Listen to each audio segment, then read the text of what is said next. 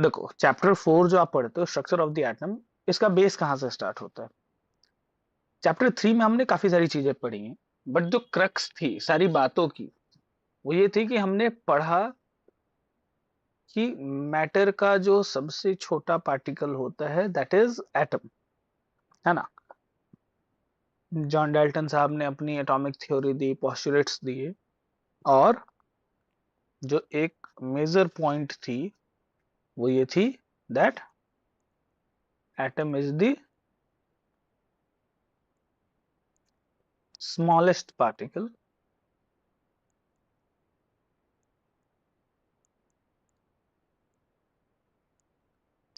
Of any matter, है ना। किसी भी मैटर का जो सबसे छोटा पार्टिकल होता है वो क्या होता है? एटम होता है। दूसरी पॉइंट क्या कही थी उन्होंने? दैट एटम इज इनडिविजिबल, यानी एटम अब और छोटे टुकड़ों में नहीं बट सकता, है ना। ये बात कही थी ना उन्होंने। अब देखो बच्चे, बट हुआ क्या है कि जॉन डाल्टन साहब ने ये बातें कह दी, ठीक। जॉन डाल्टन साहब ने जब ये बातें कही, उस वक्त या उसके बाद भी चलो ठीक है, लोग मान रहे थे इसको, है ना, कि मे बी ऐसा होता होगा, मे बी जॉन डाल्टन ने सही कहा होगा। बट हुआ क्या, with the passage of time लोगों को कुछ कुछ बातें समझ आने लगी, कुछ कुछ नई नई डिस्कवरीज सामने आने लगी। अब ये नई नई डिस्कवरीज कौन कौन सी थी?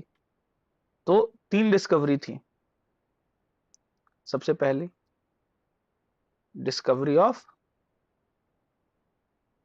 प्रोटॉन, उसके बाद डिस्कवरी ऑफ इलेक्ट्रॉन, और इनके इन दोनों के आने के बाद तो लोगों के मन से ये बात निकल ही गई कि एटम इंडिविजिबल भी है या एटम सबसे छोटा भी है ना। लोगों को समझ आने लगा कि सब एटॉमिक पार्टिकल्स हैं, और स्ट्रक्चर ऑफ एटम से स्टार्ट हो गया। बट फिर भी अभी भी कुछ मिसिंग था, और वो मिसिंग पार्ट जो है वो पूरा हुआ जब 1932 में डिस्कवरी हुई न्यूट्रॉन की, है ना। अब इसमें प्रोटॉन की डिस्कवरी किसने करी, ये बता दो।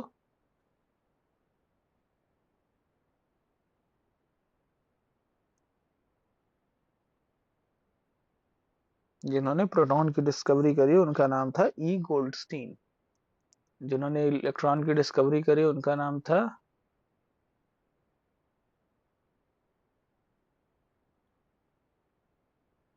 जे जे थॉमसन।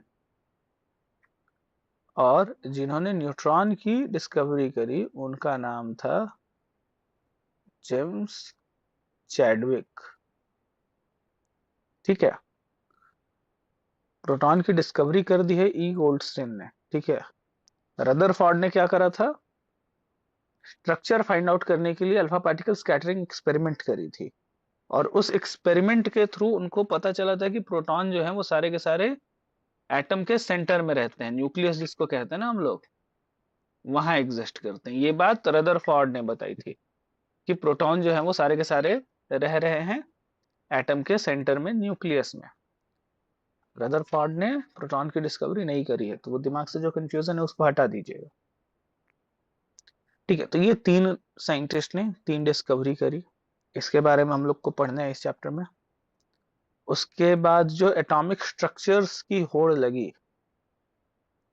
है ना, कि भाई लोगों ने पता लगाना स्टार्ट किया कि भाई एटम्स जो हैं वो किस तरीके से बने हैं, उनकी बनावट कैसी है। तो एटॉमिक स्ट्रक्चर्स की होड़ में आपको जो पढ़ना है उसमें सबसे पहले आपको पढ़ना है थॉमसन्स एटॉमिक मॉडल, ठीक है। उसके बाद दूसरे नंबर पे आपको कौन सा पढ़ना है?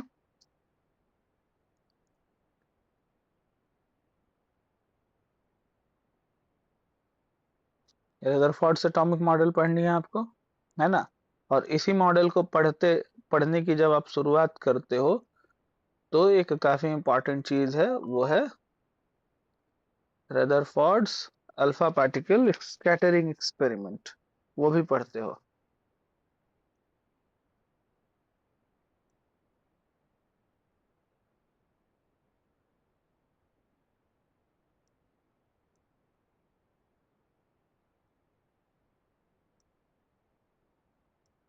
ठीक, और इसी में आप इनके मॉडल के ड्रॉबैक्स भी पढ़ लेते हो।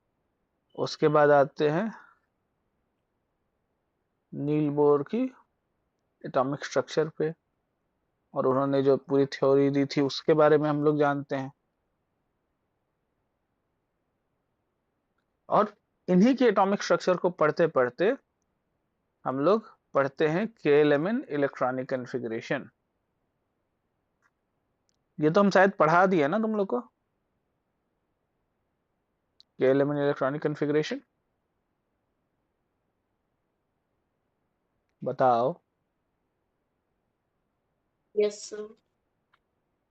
ठीक है, KLMN चूंकि कंप्लीटली करेक्ट है नहीं, तो electronic configuration, division of electrons on the basis of their energy on the orbits, उसको एकदम अच्छे से समझ लेने के लिए हम लोग जो एक्चुअल इलेक्ट्रॉनिक कॉन्फ़िगरेशन है जो ज्यादा सही है वो है SPDF इलेक्ट्रॉनिक कॉन्फ़िगरेशन, उसके बारे में भी पढ़ते हैं।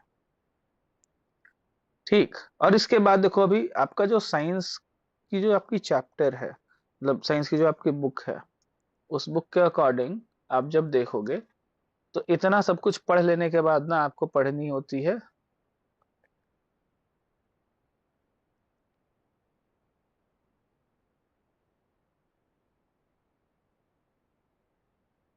कोई बात नहीं, KLMN इलेक्ट्रॉनिक कॉन्फ़िगरेशन अगर नहीं हुआ है तो हम लोग कर लेंगे उसको,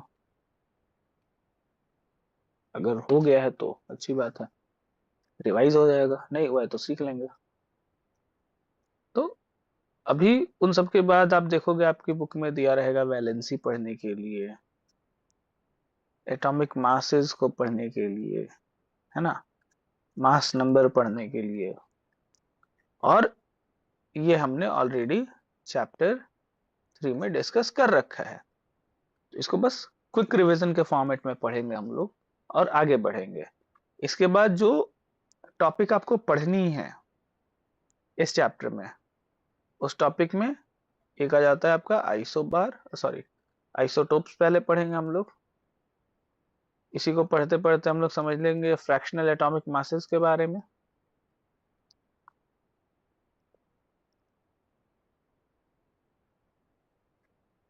और समझ लेंगे आइसो बार्स के बारे में। ठीक है, कोई दिक्कत?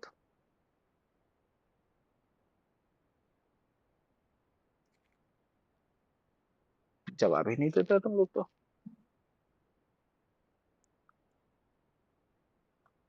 चलो, सबसे पहली टॉपिक,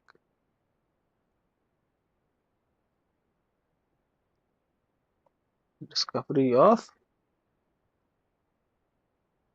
प्रोटॉन। ठीक है, सबसे पहले इसी के बारे में पढ़ेंगे हम लोग। अब ये डिस्कवरी ऑफ प्रोटॉन जो है, इसको पढ़ने से पहले आपको समझना होगा एक छोटे से सेटअप के बारे में, जिसको हम लोग कहते हैं डिस्चार्ज ट्यूब। देखा है आप लोगों ने डिस्चार्ज ट्यूब?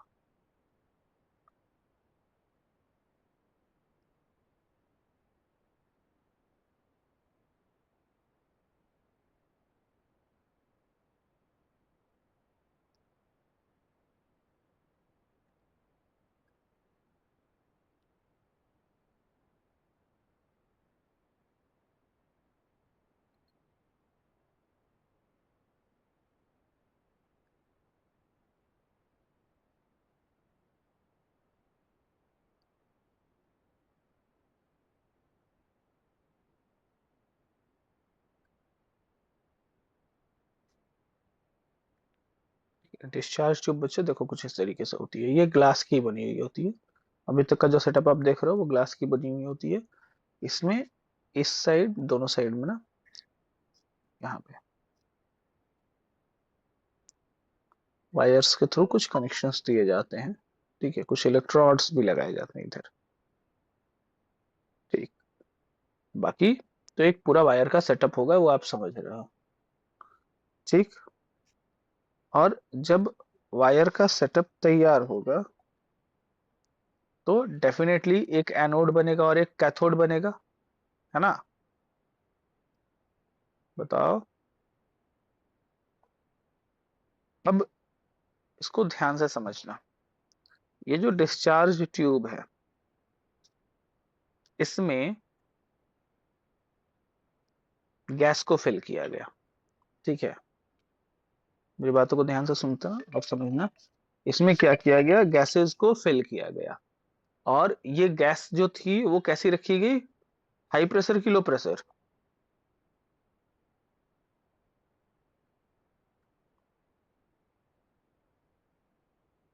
गैस लिया गया काफी लो प्रेशर पे। ठीक है। और इलेक्ट्रिसिटी की जो वोल्टेज थी वो काफी हाई वोल्टेज पे ली गई। ठीक, electric supply at high voltage.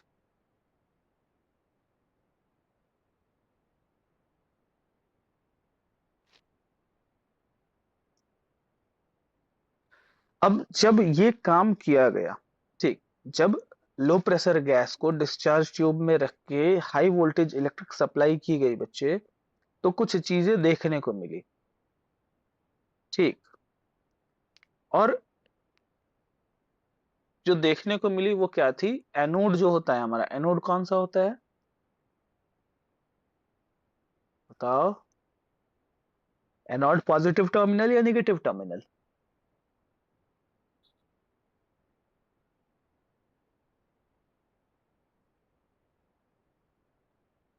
Yes, anode is positive terminal. तो पॉजिटिव टर्मिनल से कुछ हेवी पार्टिकल्स बाहर की तरफ निकलते हुए, इमेजिन करो this is the anode of the discharge tube.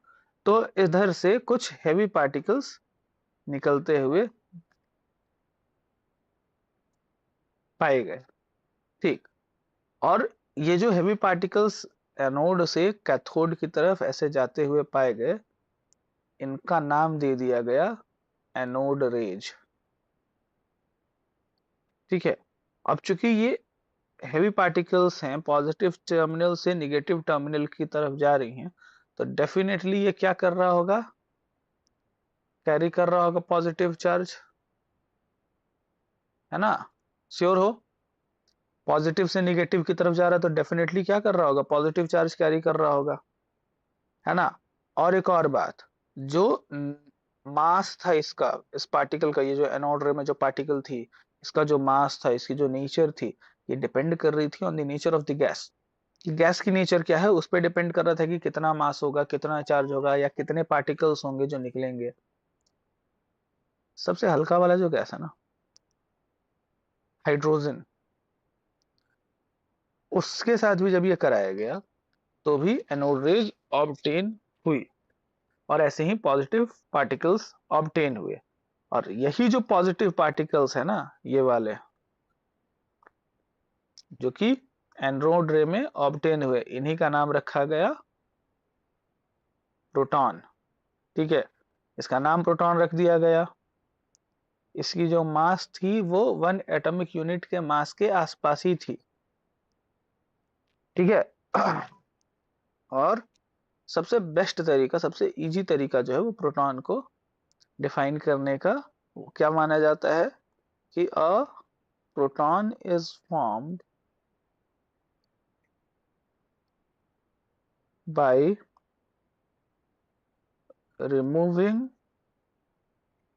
Electron from hydrogen atom. Hydrogen atom से जब आप इलेक्ट्रॉन को हटा देते हो तो एक ही इलेक्ट्रॉन होता है, हटाना थोड़ा आसान है। उसको हटा देते हो तो जो बच जाता है वो क्या है, प्रोटॉन। क्योंकि हमें पता है कि इलेक्ट्रॉन, हाइड्रोजन में इलेक्ट्रॉन एक होता है, प्रोटॉन एक होता है, न्यूट्रॉन होती है जीरो, है ना। तो अगर इलेक्ट्रॉन को भी हटा दिए तो सिर्फ प्रोटॉन बच गया। तो इस तरीके से प्रोटॉन की डिस्कवरी हुई। Was the discoverer who discovered proton, एक बार फिर से याद कर लेंगे। उनका नाम था ई गोल्डस्टीन, ठीक है, स्टैटिक इलेक्ट्रिसिटी पे बेस ये रिसर्च कर रहे थे।